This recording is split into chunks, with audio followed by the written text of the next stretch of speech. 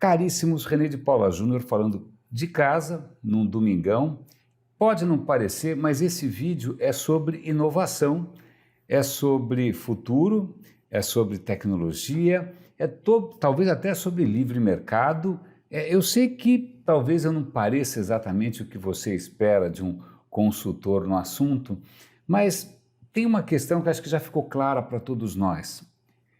A gente cresceu muito o acesso à tecnologia, a tecnologia é incrível, qualquer um hoje tem na palma da mão máquinas magníficas com acesso a todo tipo de informação e nós permitimos que as pessoas se conectassem, agora elas estão em rede e elas têm toda a liberdade, então se a gente empoderou, se elas estão conectadas a uma rede incrível, se elas têm acesso a tudo, por que a gente não avança na mesma velocidade?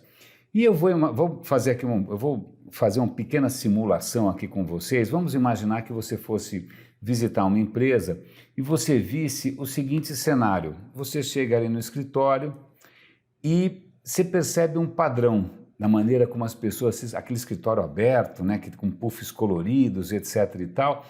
Então você percebe que, curiosamente, vamos pensar algum tipo de dicotomia. Por exemplo, designer e programador.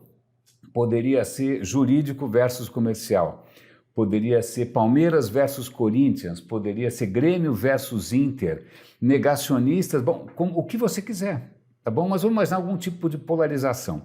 Vamos imaginar que fosse, por exemplo, futebol, acho que fica mais fácil. Então você chega no escritório e você vê esse cenário. Os amarelinhos, vamos imaginar que os amarelinhos fossem, sei lá, corintianos, todos eles sentados um do lado do outro, e os palmeirenses, que nesse caso aqui estão azul, eu sei, perdão pelo erro cromático, também todos eles entrincheirados de um lado. Podia ser diferente, podia ser, olha, todo o comercial juntinho ali e todo o pessoal da entrega juntinho do outro lado. Você fala, credo, que lugar polarizado, né? Que horror, essa empresa não deve estar promovendo a diversidade, não é? A empresa não deve estar promovendo aqui uma colaboração real, as pessoas se entrincheiraram em panelas, eles devem ter contratado as pessoas mais intolerantes do mundo, essa é a palavra-chave. Mas o que é mais interessante disso, antes que a gente coloque a culpa, sei lá, naquele grupo específico de pessoas, é que nenhuma tecnologia funciona no vácuo. Mesmo quando a gente pensa em redes, são redes de pessoas. E se as pessoas, inevitavelmente, por conta da própria natureza, introduzirem distorções na maneira como as redes funcionam? E aí eu vou introduzir aqui um conceito interessantíssimo chamado de homofilia. Homofilia é simplesmente a nossa predileção por quem é parecido conosco. Parecido como você quiser, pode ser cor de pele, pode ser o time que torce, pode ser a escola que fez, pode ser o sotaque que tem, pode ser a posição com relação a vacinas vindas da China, tanto faz. Por natureza, isso a evolução explica, a psicologia evolutiva explica, nós somos uma espécie social, uma espécie de grupo, e a gente começou em grupos pequenos, e em todo o mundo era mais ou menos parecido, certo? Certo. A questão dessa diferença, toda essa variedade é uma coisa relativamente nova, de cidade grande, que tem tudo quanto é tipo de gente possível e imaginável. Então, a gente acabou evoluindo com uma certa preferência por tudo aquilo que parece conosco. Né? Não estou dizendo que somos todos xiitas, não é nada disso, não. É simplesmente uma questão da natureza humana. E para provar, vamos imaginar esse cenário aqui em que a gente estava chegando à conclusão que a gente tinha chegado na empresa mais polarizada do mundo. Isso poderia, sei lá, dar a impressão de que se aqui um palmeirense, está vendo o azulzinho aqui, se ele estiver cercado de corintianos, ele está infeliz. Né? E se o corintiano estiver cercado de palmeirenses, ele também está infeliz. Olha a carinha dele aqui. Né? Isso será que é um sinal de extrema intolerância? Então vamos pegar o seguinte cenário, tá bom? Ao invés do cara ser completamente radical, ele não quer saber de ninguém diferente dele em torno, né, à sua volta, sentado no escritório, vamos imaginar um cenário em que as pessoas são bastante tolerantes, tá bom? Se eu estou sentado com várias pessoas em torno de mim, quantas pessoas eu tenho em torno de mim? São 8, certo? Então vamos imaginar que das 8 pessoas sentadas em volta de mim, se tiver 2 parecidas comigo, Tá ok. Eu sou corintiano, se tiver 2 corintianos e 6 palmeirenses, eu tô fair. E aqui ele mostra que um exemplo, uma simulação, ó, aqui nesse caso, esse palmeirense aqui, é um palmeirense? Ele está muito infeliz porque ele não tem 2 palmeirenses em volta. Eu vou deslocar ele para cá. Agora todos ficaram felizes, porque esse palmeirense está conectado a 2 palmeirenses e a vida é bela. A mesma história aqui desse... Bom, é isso. Então, vamos imaginar um cenário em que é isso daí, tá bom? A gente tem um pessoal super tolerante que não tem nenhum problema em estar cercado da mais do que a maioria, por 6 contra 2, é mais do que a maioria, ele não se incomoda em ser uma minoria. Então tá bom, vamos voltar aqui e vamos pensar que se ele redistribuiu todo mundo. Está todo mundo distribuído aleatoriamente. Não gostou dessa configuração? Vou dar outra aleatória, bem aleatória, certo?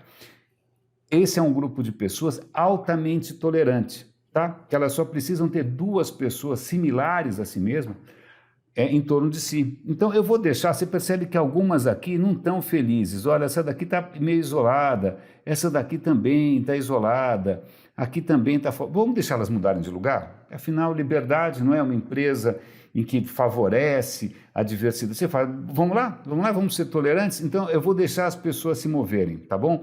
E aqui nesse gráfico ele vai mostrando o índice de segregação, tá? 3, 2, 1, soltei. As pessoas estão mudando até a hora que não tiver mais para onde mudar. O que acontece? A segregação atingiu 48% e essas pessoas que a gente achava super tolerantes, olha o que aconteceu com elas. Elas fizeram de novo aqui um arquipélago de gente igual. Será que foi coincidência? Vou fazer de novo. Aleatório, vou soltar de novo. Piorou. Olha isso, piorou. Foi 57% de segregação. 57%. E veja, não é que isso só aconteceu porque as pessoas são radicais ou porque elas são completamente intolerantes. Não. É simplesmente, mesmo com um nível bastante baixo de homofilia, a homofilia existe e, dada, né, as condições que as pessoas se mobilizem, elas acabam se fechando em panelas. Desculpe, é da natureza humana. Essa simulação está aqui, aliás, é muito fácil de vocês acharem. Se vocês entrarem aqui no Google e procurarem por parábola dos polígonos, vocês vão chegar aqui nessa simulação. Mas onde que eu quero chegar? A questão é até que ponto a gente realmente abraça a questão da diversidade. Até que ponto a gente fica atento a esse tipo de distorção.